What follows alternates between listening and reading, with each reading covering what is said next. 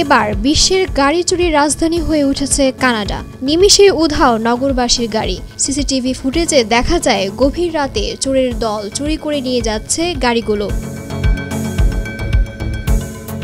2022 সালের অক্টোবরের এক সকাল, কানাডার অন্টারিওর মিল্টনের বাসিন্দা লগান ঘুম থেকে উঠে দেখলেন তার নতুন র্যাম রেবেল ট্রাকটি বাড়ির সামনে থেকে উধাও হয়ে গেছে।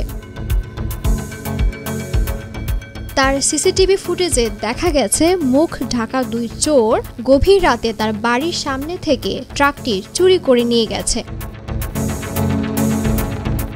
কয়েক মাস পর সে একই ট্রাক ঘানায় গাড়ি বিক্রির এক ওয়েবসাইটে দেখা যায়, যাচ্ছিল তার বাড়ি থেকে 8,500 কিলোমিটার দূরে।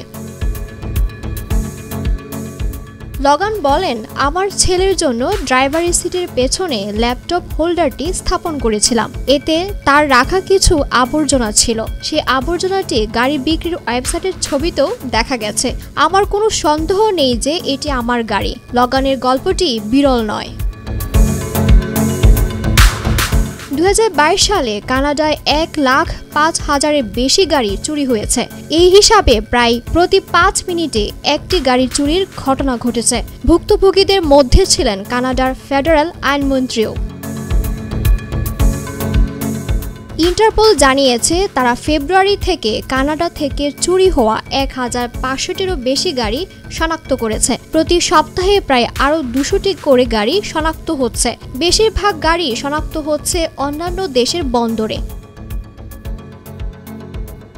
কানাডায় গাড়ি চুরির ব্যাপকতা বিস্ময়কর, কারণ দেশটির জনসংখ্যা যুক্তরাষ্ট্র ও যুক্তরাজ্যের তুলনায় কম। দেশ দুটিতে এমন অপরাধের হার বেশি। করোনা ভাইরাস মহামারীর পর 3 দেশে গাড়ি চুরির হার বেড়েছে।